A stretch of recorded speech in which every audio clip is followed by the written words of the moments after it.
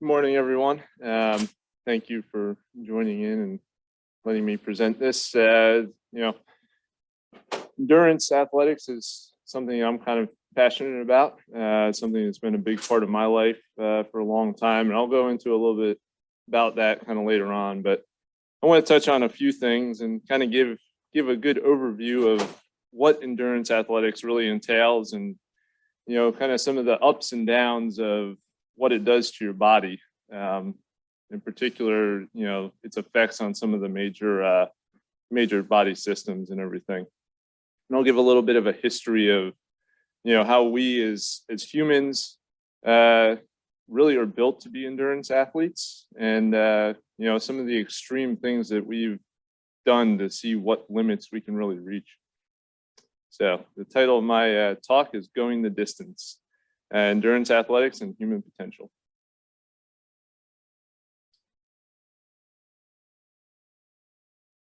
All right, so just some of the topics that I'll go over. We'll get into this thing.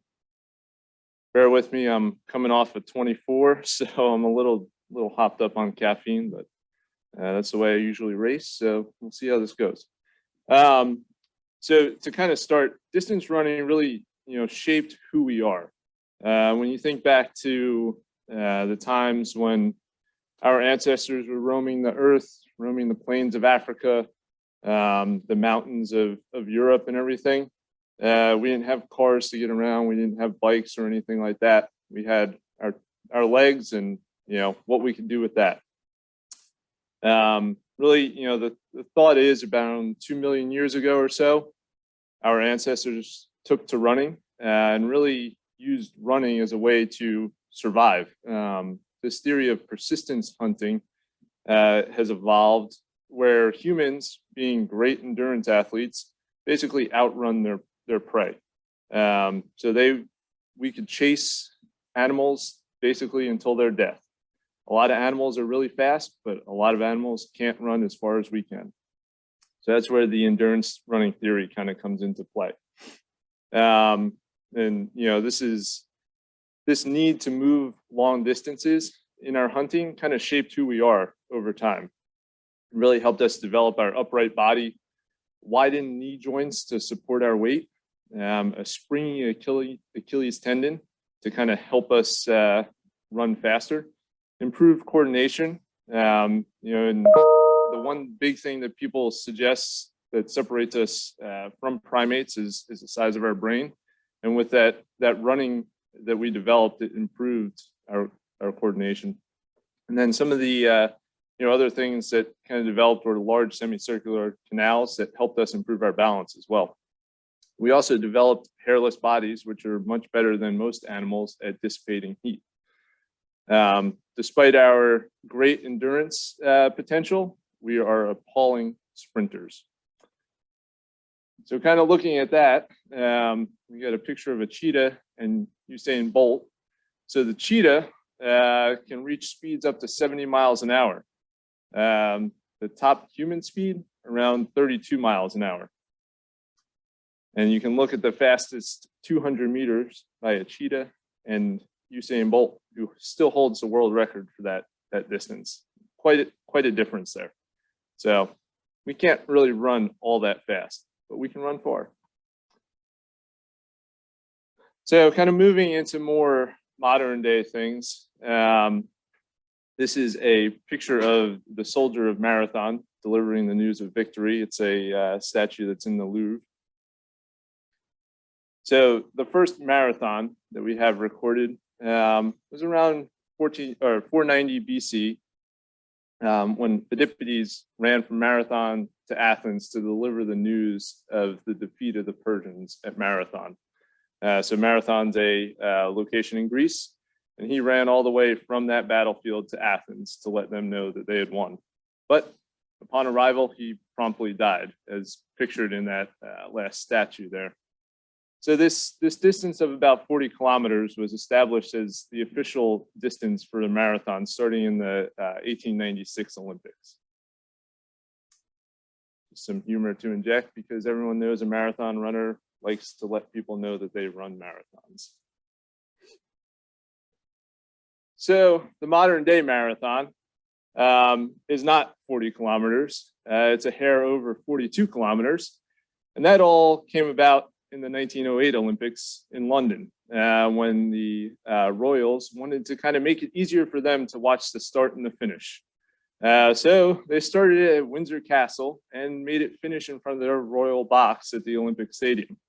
Well, that wasn't 40 kilometers. It was 42.195 kilometers, 26.2 miles. And that was what really got standardized in 1921. So that's where you get all the 26.2 little bumper stickers that people put on their cars now. Now the sport of marathon has really grown exponentially in the past several decades. What used to be somewhat of a fringe sport has really taken off, and it's kind of the ultimate goal that any amateur runner can really achieve. Yearly in the US, there's over 1,100 marathons, and that's just in the US. Running tends to be an even bigger sport in some of the European countries. So with the marathon, there's always thoughts and, what's a good time for a marathon? And, when I started running marathons, it was always, qualify for Boston, break 3 hours, and then where can you go from there? But where can these elite athletes really go? And in the past couple of years, Nike and a few other companies have kind of put together groups of elite athletes to really push this boundary. So the Nike Breaking 2 project was kind of launched in 2016, and then their actual race was ran in 2017. But they took a group of very well-known runners, along with some pacers who are also very well-known runners, to try and get these 3 top marathoners under 2 hours. And they did months of optimizing their training and diet, and they picked the perfect place to run this race. They picked the perfect course, and they designed a brand new shoe for all of this. And they did in May 6th, 2017 on an F1 track in Italy. Well, they were doing really good, but then they missed the mark by 26 seconds. A lot of running for missing it by that much. But Eliud Kipchoge didn't really give up at that point. So Ineos, which is a big European company who funds a lot of endurance athletics, they have Tour de France teams that they fund. They kind of took up the slack here and launched the 159 challenge. So on the 12th of October in 2019, they set up a course in Vienna. Basically the same thing that Nike did. They got a group of runners and pacers to lead Eliud Kipchoge around this course, and he finished in 159.40. Just for perspective, that's holding about a 4.5-minute mile for 26.2 miles. There's some great videos online of people trying to run a 4:30 mile on a giant treadmill in some of these marathon expos, and it does not go well for most people. The big thing that kind of came out of this was, these athletes were using specialized shoes that were basically making them faster. As we had, controversy with swimsuits back in the early 2000s, these shoes added to the spring that these athletes had. And there's, they're by their testing adding or taking off about 4 or 5% of their time. So there's some issues with that, and actually his marathon time is not considered a world record because it wasn't run under normal race conditions. But still, that's pretty darn fast. And actually, the calculated limit was figured out around the 1970s or so, and that theoretical limit is 158. So we still got a little more improvement to do. Since we're close to May 4th. So where do you go after you finish a marathon? So 26.3 miles, an ultra marathon for anyone. You just got to wander over to the food table after the marathon, and there you go. Just don't stop your watch when you cross that finish line, and you ran an ultra. But for the true ultra marathoners, they want to go really far. And going back to our story of Phidippides, well, his little marathon jaunt wasn't his only run. He actually ran from Athens to Sparta to try and get the Spartans to help him. So he is said to have run a distance of 246 kilometers in less than a day and a half. Let's remember when he did this as well. This is, in the late 400 BCs. So shoes weren't really a thing. And, maybe he had some water and maybe he found some fig trees or something like that along the way. But people weren't training for this, and they definitely didn't have the support that they have now during these races. Well, in 1982, British RAF wing commander and 4 of his officers traveled to Greece to kind of test the historian's version of the Phidippides story. They ran this course from Athens to Sparta, and then the Spartathlon was born. So this 246-kilometer race is ran yearly in Greece and has been held since 1984. So these are just some of the kind of crazy distances that people are covering in a fairly quick amount of time. So covering that distance in less than 36 hours is definitely a feat of endurance in my eyes. So all this running kind of also had some other obscure beginnings aside from the Greek story.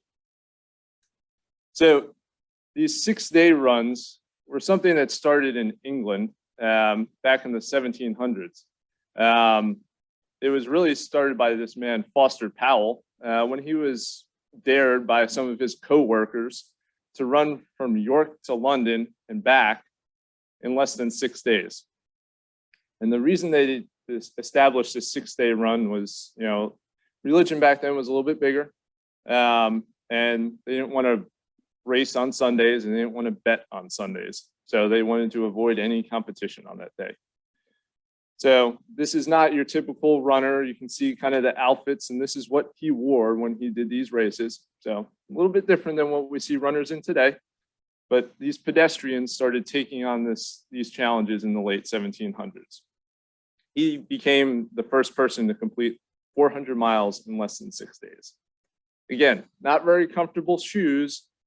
They didn't have nice paved roads or anything like that. These are dirt wagon roads and trails that they're running over. So quite different from today. These 6-day races really kind of kicked off in the 1800s, and pedestrianism started up in America in the late 1800s.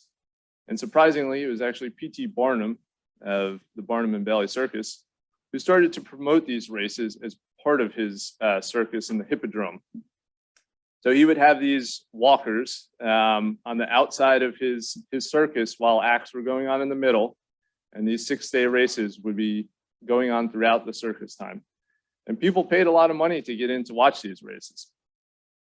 The big feat after that 400 miles was hitting 500 miles in 6 days.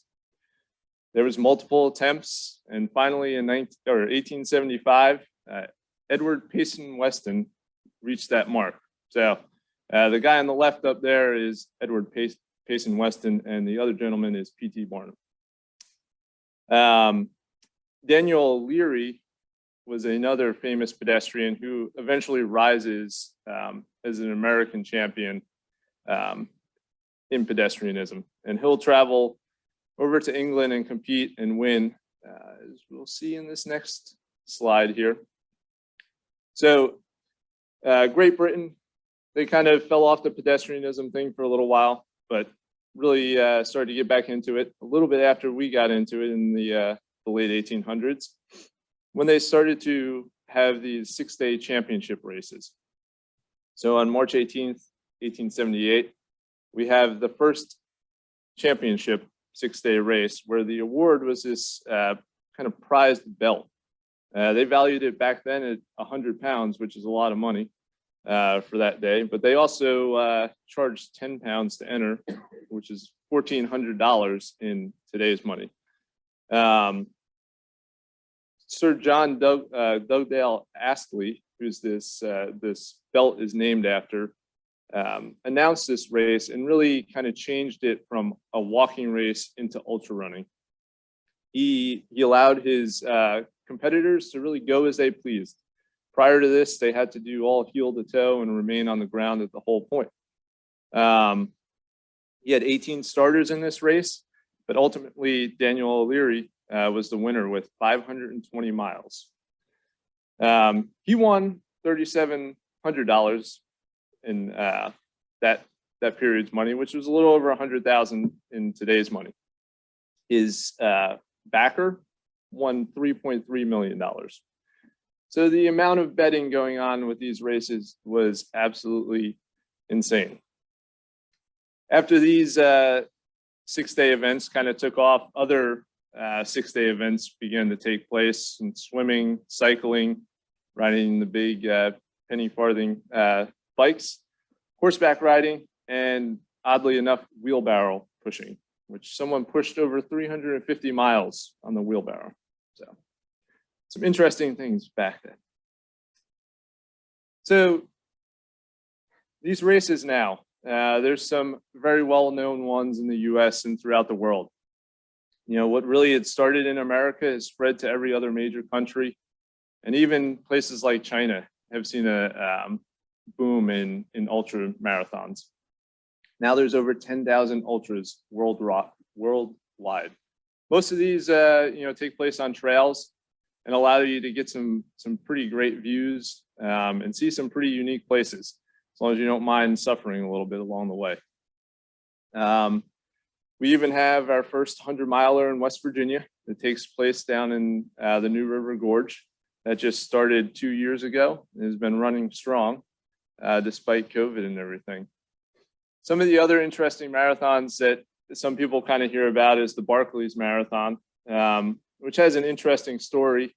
So the gentleman that assassinated Martin Luther King, it's based off of his escape attempts from a prison that's nestled in a valley in Tennessee. He had escaped the prison, was caught about 50 hours later, and only managed to get about 2 miles away from the prison because of how treacherous the terrain was around this prison. So in the Barclays Marathon, if you get invited there, you get to run around that whole prison and try and make it to 100 miles. In the duration of this race, only about 15 people have actually made it that far, despite around 30 or so competing each year. This past year, no one made it. So it's quite the interesting race, and quite the character puts it on, to be honest with you. So this quote from the UTMB founder, UTMB is a race that basically runs around the circumference of Mont Blanc in France, and also runs into Italy and Spain as well. So most ultra trail runners are looking to test their own mental and physical limits. The appeal to escape the norm and connect with nature is what makes it special. It's not about who beats who, but it's about getting to the finish line and achieving something extraordinary along like-minded people. And that's really the truth. A lot of marathons around here, there's a lot of competition, and people, are vying against one another. When you go to the ultra scene, it's a much more laid back, and everyone's just trying to get through it. And it's a lot of, you find friends on the trails, and it's a unique experience. So a quote from Ted Corbett, who's considered the father of American ultra running: long distance runners have to be very strange people. You have to really want to do it. You don't have to win or beat someone. You just have to get through the thing. That's the sense of victory. That's the sense of self-worth. So he was an interesting gentleman. He started many of the running clubs that we have today in America, and finished ultras well up into his 80s. He also invented the way that we kind of standardize race courses now with the little bicycle wheel that's continued to carry on. So he's considered the father of ultra running. So enough of history and everything. We'll talk a little bit of medicine, some of the psychologic and physiologic sides of endurance athletics. So who are ultra runners? They tend to be fairly well-educated people, which seems odd considering most well-educated people probably won't want to run this far.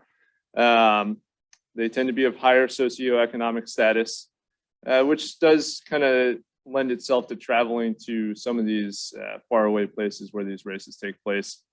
Psychologically, they tend to be very high-functioning individuals, and they often tend to be married with children. I don't know if this is a way to kind of escape having to deal with their kids sometimes, but we'll go with that.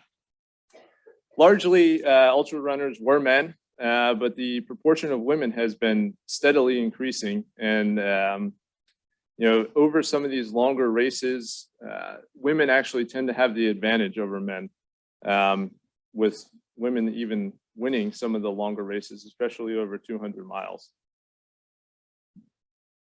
So what are some of the psychological aspects of endurance athletics? There's been a lot of studies kind of looking at what makes up kind of the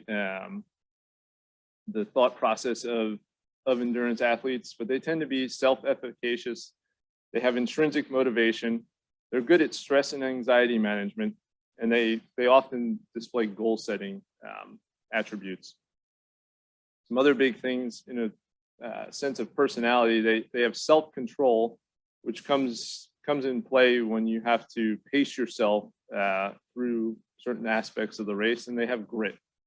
And from this, they develop an increased pain tolerance, and they also have a passion and perseverance to want to keep going forward despite pain. Resilience is another important thing in most of these racers. Resilience kind of makes up tenacity, determination, and tolerance of a negative affect. And ultimately, they seek competence and autonomy and kind of feed off of that, which feeds into more resilience. Unfortunately, there's also kind of a dark triad of personality that ultra runners tend to display. This happens in men more so than women, but there tends to be an aspect of narcissism, Machiavellianism, and psychopathy. You have to be a little bit crazy to do some of this stuff. And then a lot of the research into endurance athletics does kind of focus on exercise addiction and using exercise as a way, almost as a drug. And a lot of people, exercise kind of fits these 6 aspects below, and it's a fairly true thing. Some people's mood is definitely improved by exercise, and definitely get a little bit cranky if I don't get out for my run or anything like that. So what is the runner's high? And this is kind of the thought of where this exercise addiction comes from.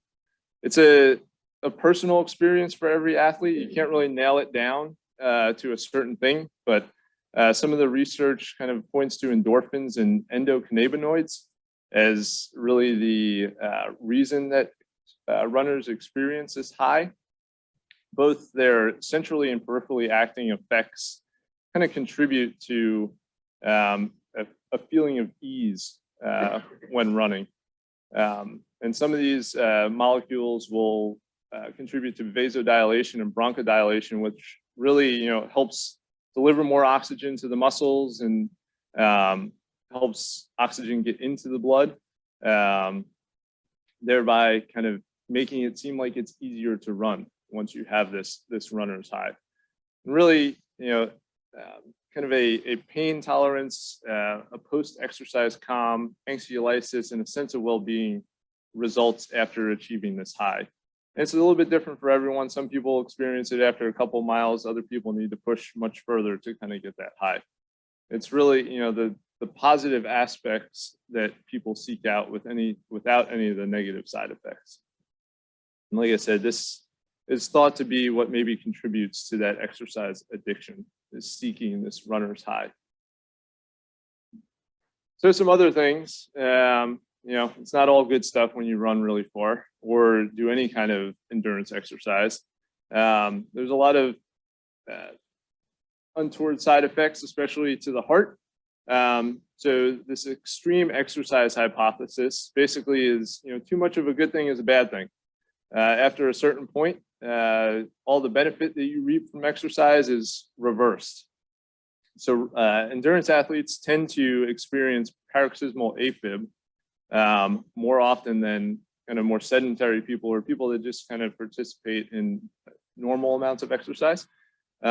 It's associated mostly with some of the structural changes in the heart that endurance athletes develop over time. Left atrial enlargement, thickening of the left ventricle, things like that.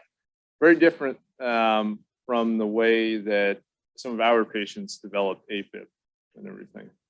And a lot of times it tends to happen at night or after meals because of the parasympathetic drive that these runners have.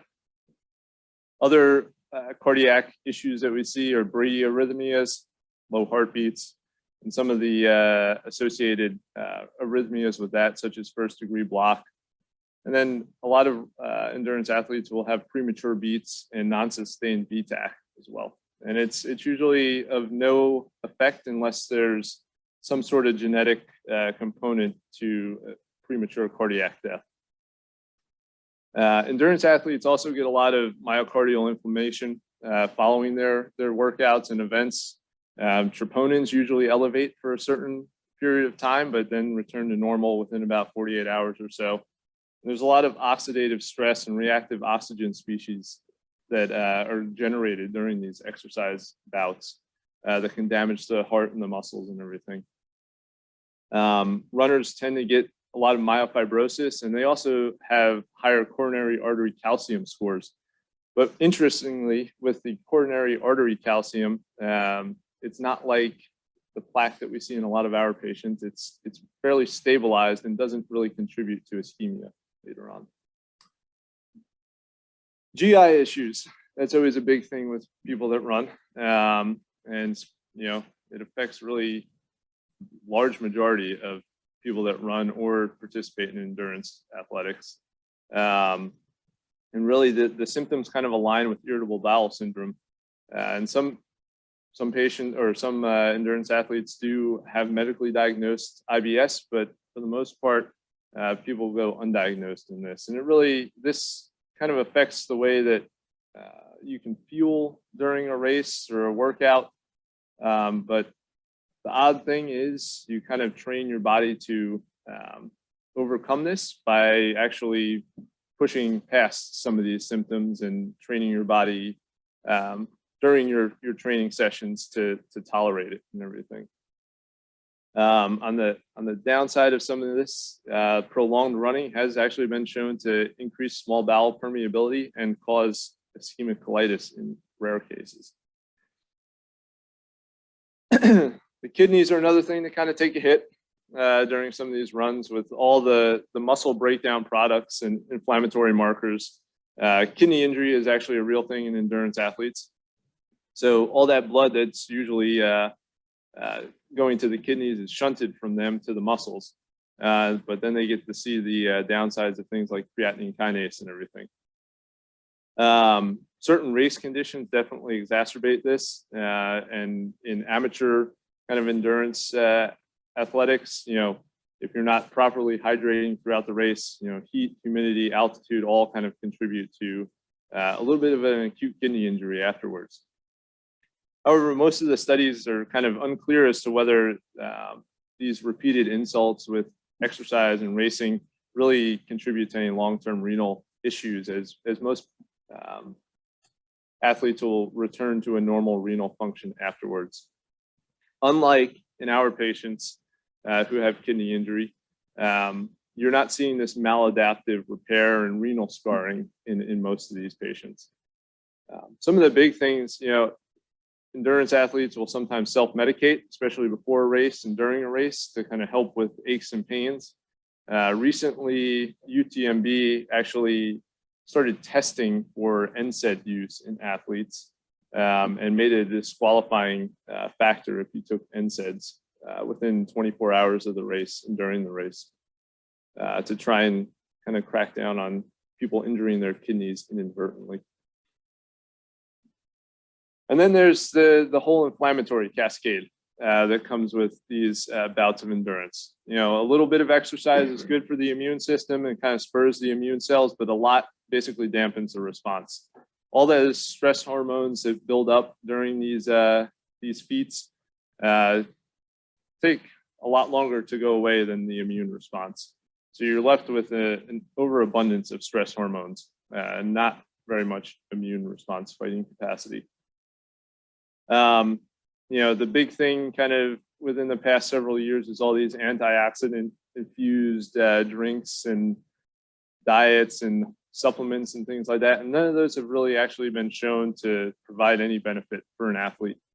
Really, the only thing that kind of has been shown is drinking carbohydrate rich fluids, which you kind of need anyway to get energy during these races. And that will reduce the production of stress hormones that kind of balance out your inflammatory cascade and everything. So is there anything good about endurance running? Most of these detrimental effects are short-lived. There's definitely the beneficial effects on the heart and everything that, you know, has to be noted. I'll get to that a little bit later on. But there's a beneficial effect on the gut microbiome as well. And it has been shown that people who participate in endurance athletics actually have a lower rate of colon cancer. Now, whether this is just based on their endurance athletics or kind of other lifestyle choices as well is kind of hard to suss out. But there's definitely some beneficial effects on the brain. So people who participate in these kind of endurance events show enhanced cortical reserve, and there's some modulation of the serotonin, dopamine, and norepinephrine receptors that help with, you know, kind of moderating memory loss and things like that. So until recently, we didn't really know the true limit of human endurance. So a lot of our basis for the limit of endurance was on VO2 max or lactate threshold, and sometimes genetics and what we could train to. Recently, participants in the Race Across America, which is really what it sounds like, a race from California to Washington, D.C., running a marathon 6 times a week for 20 weeks. They use those participants to kind of see how their energy use changed over the course of those 20 weeks. And what they established was over time, the body becomes more efficient, and it kind of sets itself at a point where it can't burn any more calories. So about 2.5 times the resting metabolic rate is what people can use and sustain it without losing weight and without, you know, without their body not being able to absorb more through the gut. So that works out to about 4,000 calories being burned per day. If you look at some of the comparisons for, you know, a marathon or an Ironman triathlon, you can sustain a much higher rate, but for shorter periods of time. It's just over that long term, all of these metabolic rates kind of approach that 2.5 time limit. So the body is fairly smart and well adapted to its energy use over time. So enough about, you know, medicine and things like that. What got me into endurance racing was kind of where I started with swimming and everything. I was always that kid that liked to do the longer races that no one else really liked to do, and then kind of moved on from there to mile swims and multi-mile swims and things like that in the open water. When I went to college at UMass, again, kind of continued on that distance swimmer kind of lifestyle and got involved in triathlons at that point, and really found that I wasn't that fast, but I could keep up a pretty good pace for longer races. So got into Ironman triathlons and kind of have been doing that since. You know, it's a nice, you're not going all out, but you can keep a fast pace and have a lot of fun racing over a long distance. The one thing that kind of spurred me on to ultra running per se was a book by Ian Carnazes, who's a fairly famous, prominent ultra runner in the US. He's done things like run 350 straight miles along the coast of California. And he's a big proponent of the Spartathlon that I mentioned earlier. He's got quite the interesting story, and it's a good, fun read if you're looking for an easy book. How he talks about, basically realizing that he was in bad shape in his mid-30s and just went out and ran, 35 miles and fell in love with the sport. So it's kind of I kind of had that same experience. Started picking up these longer races and really loved it. So like I mentioned earlier, ultra running in West Virginia has really started to take off within the past couple of years. We had our first 100-miler in the New River Gorge in 2020. And then there's a numerous other number of races on the trails throughout the forest in West Virginia, all over the state, from Charleston to Huntington, all the way even to, Cooper's Rock just had a 50K 2 weeks ago. So it's a very inviting community, very easy to get involved with. And, not everyone's going out there and running super fast. There's a lot of people that just go out to hike these distances and everything.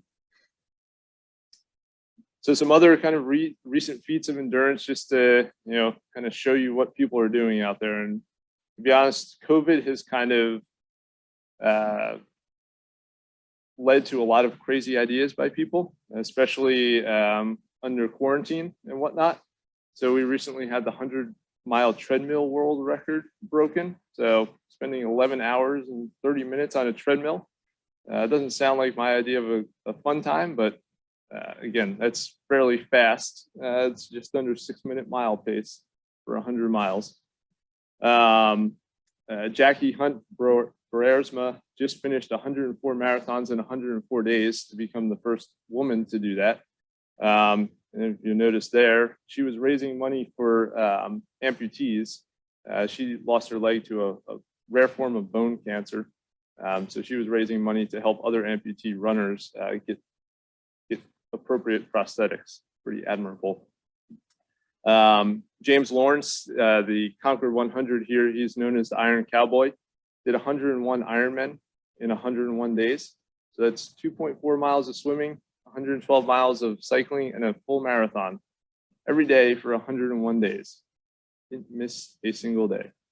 And then just within the past couple of weeks, the 100-kilometer world record was broken on a track in just over 6 hours. Again, the pace on that is fairly hard to imagine for most people. So if you're not quite ready to take up ultra running, there's still some hope. Running 5 to 10 minutes each day is associated with a reduced risk of death from all causes and cardiovascular disease. And even people that ran fewer than 50 minutes per week were less likely to die from heart disease than people who didn't run at all. So now everyone knows I go out and take the stairs and things like that. So thank you. I'll leave you with this quote. If you don't do it this year, you'll be 1 year older when you do. That's by Warren Miller. He's a famous ski videographer. Who's also, kind of important in my training, because watching his videos while I'm sitting or running on a treadmill or sitting on my bike is sometimes an amusing thing to watch. So thank you for letting me present and share my passion of ultra running.